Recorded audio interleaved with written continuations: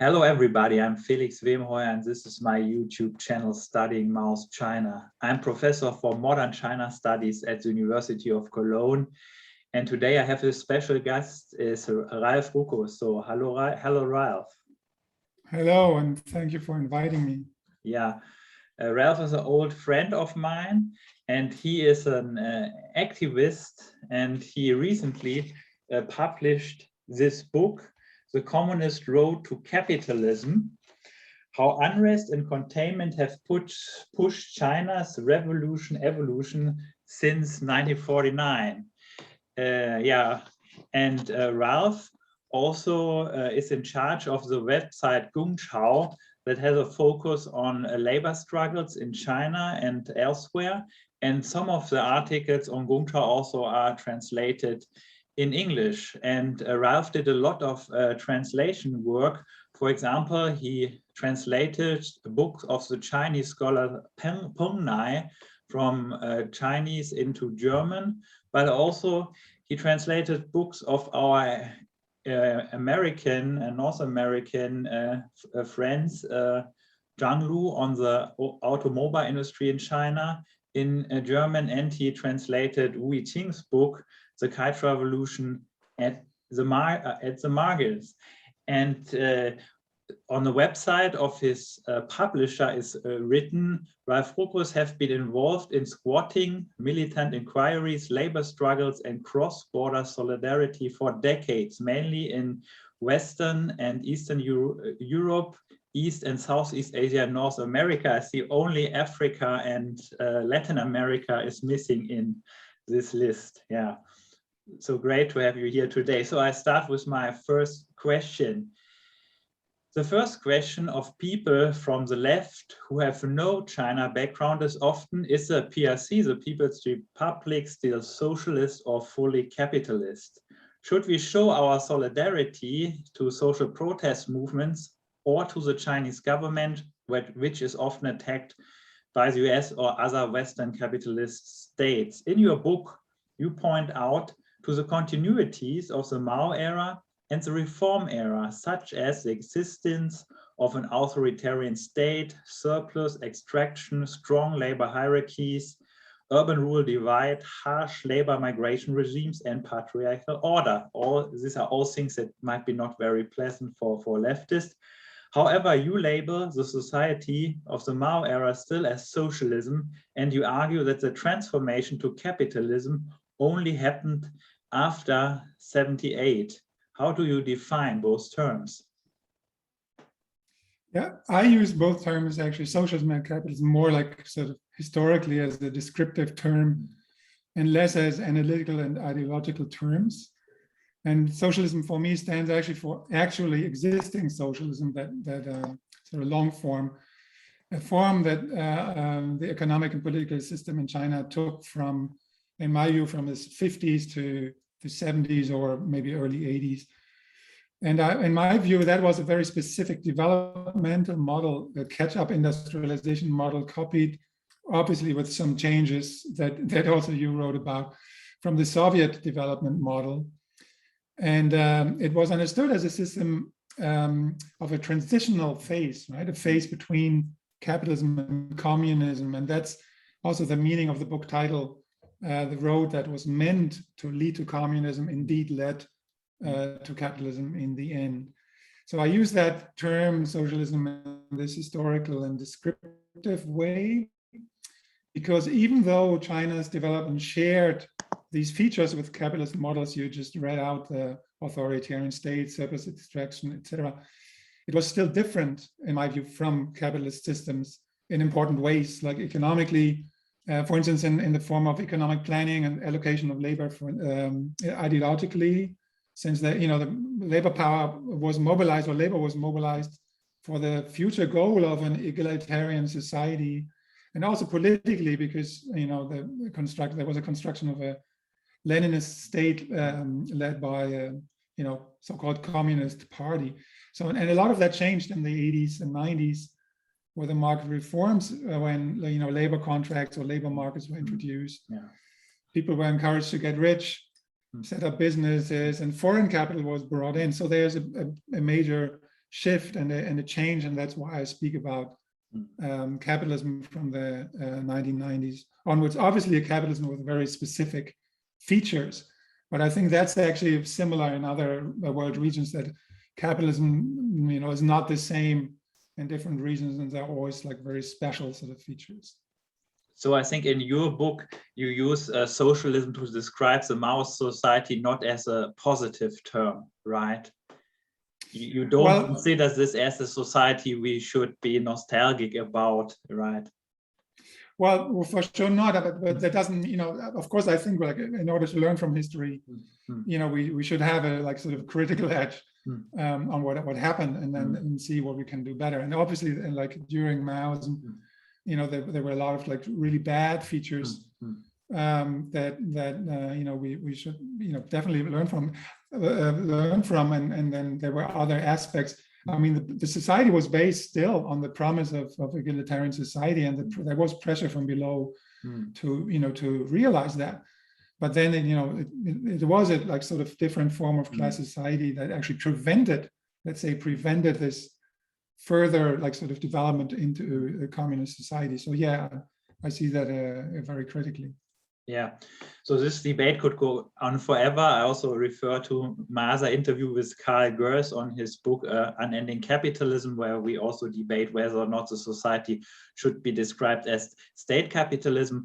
What you just said about pressure from below just leads me to my next question. So one goal of your book is go beyond state power. You want to show how social unrest and protest movement had a big impact on the development of the history of the PRC. For example, the strike wave of '57, the worker rebel movement during the Cultural Revolution, the democratic wall movement of '79, or the protests on Tiananmen Square in '89. What does this movement actually achieve? Do you promote a narrative in which good things always come from below the movements and bad things from above, from the state? Well, first of all, I don't think all good things are the result of movements from below. And certainly historically, there have been a lot of bad things coming out of movements from below as well. I mean, we know that, very well, sort of being based in Germany. My argument in the book is that the movements from below had an important impact on the historical trajectory of the People's Republic, right? Whether bad or good, that's another discussion. And if each of the movements you mentioned from the 50s, basically in every decade there was a larger like social movement or even uprising, including also like sort of post 80s, right? The large movements in the 90s and also 2000s. They showed not only the social grievances and the discontent at the time, they also provoked regime responses.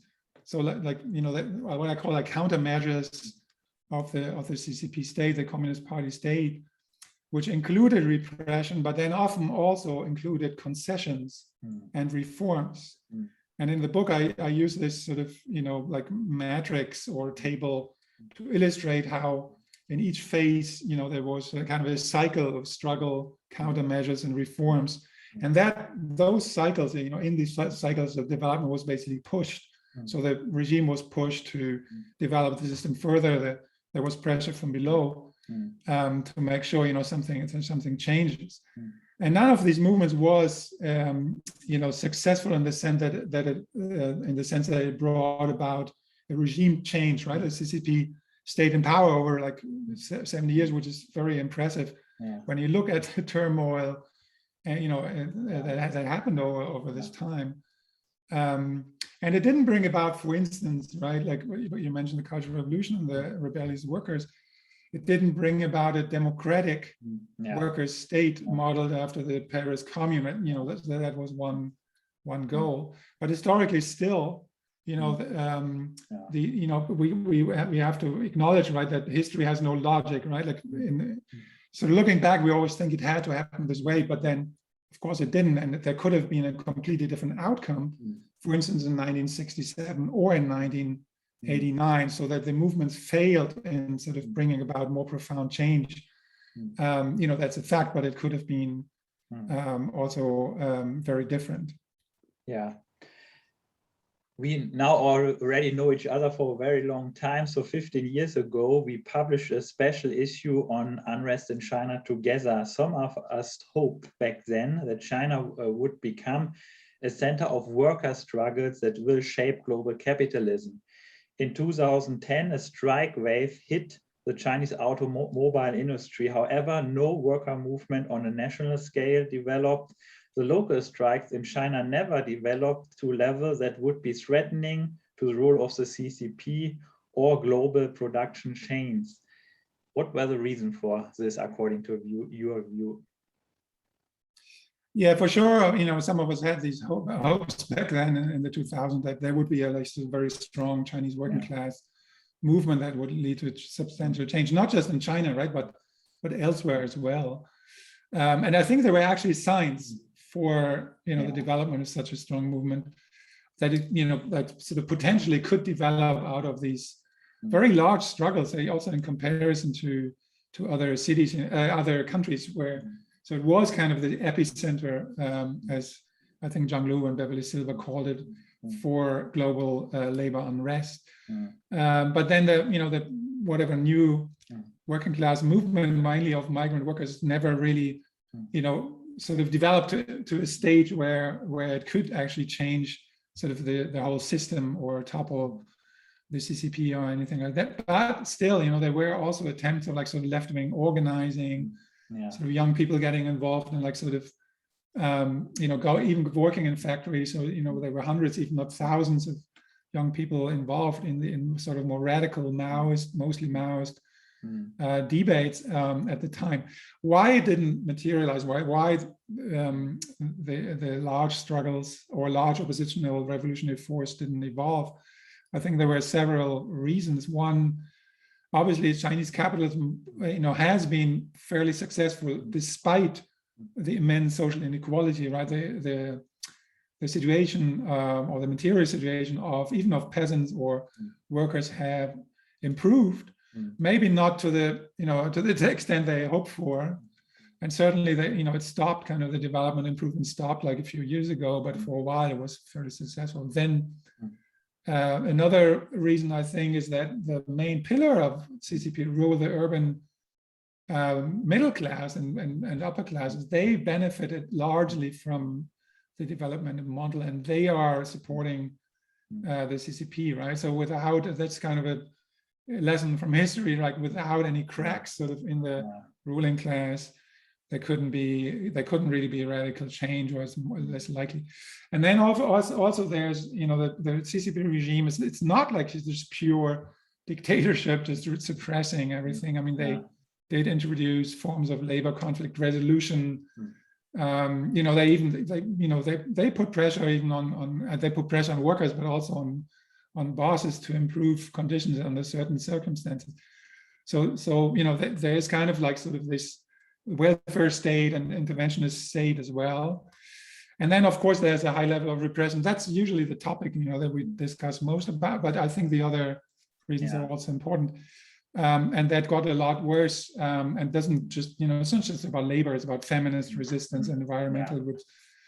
And the last thing I want to mention is, the sort of profound change. This is something that I think we cannot really envision in one country or just one region.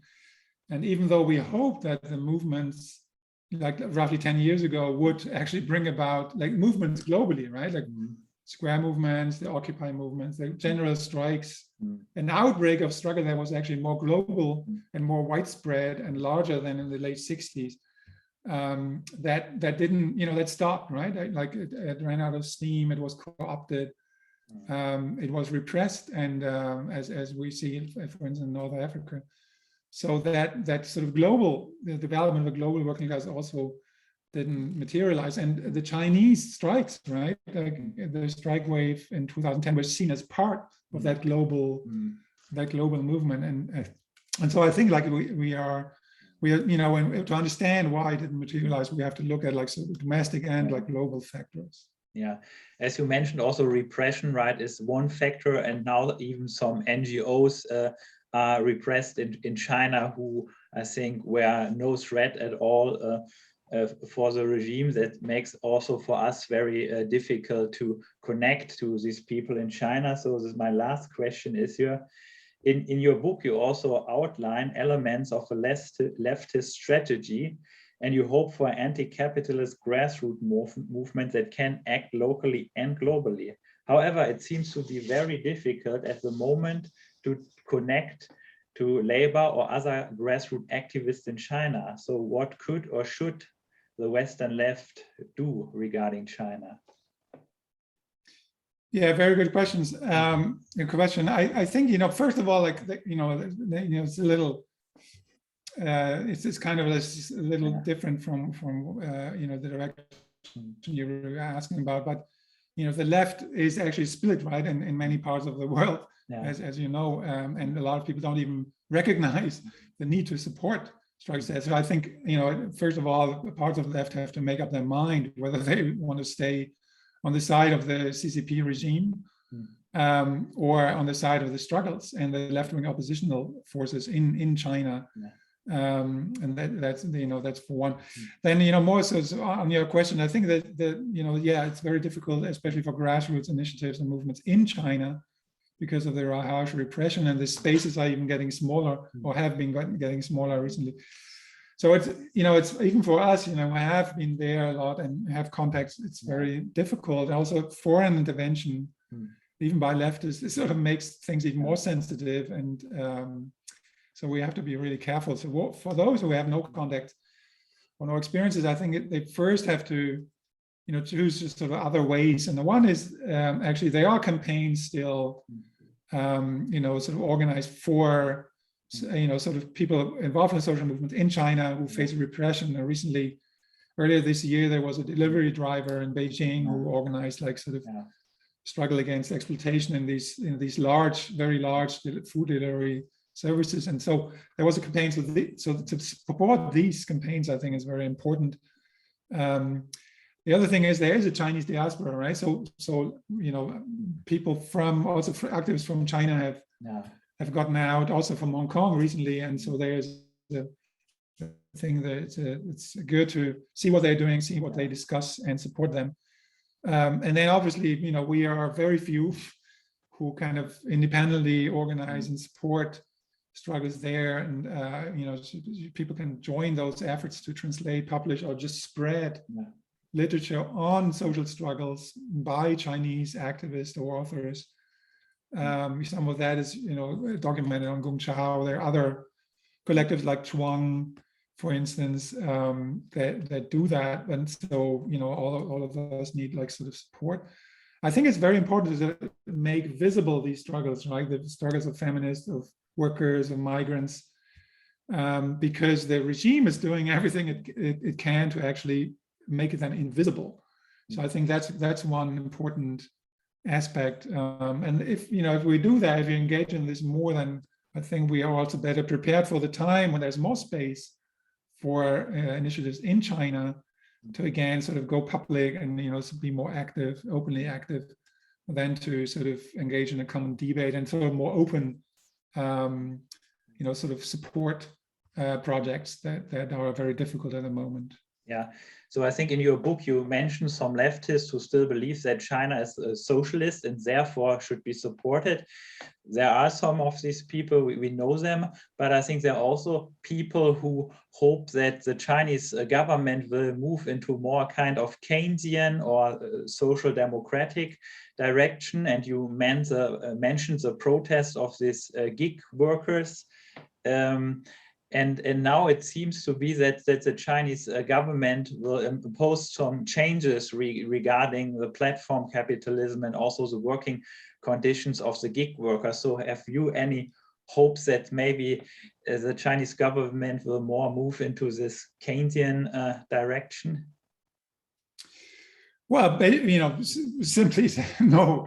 I mean, I agree that the regime, it has to actually, sort of strengthen its own legitimacy, and the socialist legacy, the promise of a sort of better society still plays a role, right? So it's not that, the regime is sort of independent of public support or whatever. So it has to do something about, the intent, the very, sort of immense social inequality and growing social tensions, right? So struggles are still continuing there despite the repression and the difficulties, right? Strikes continue and other protests. And so with the slowdown of the economy and, you know, other problems connected to also global economy and you know, that the regime has to actually do something about this. And someone called it the Red New Deal, right? Which I thought was kind of a good term, that the government has to sort of bring in certain measures that, as you say, are more like Keynesian measures to,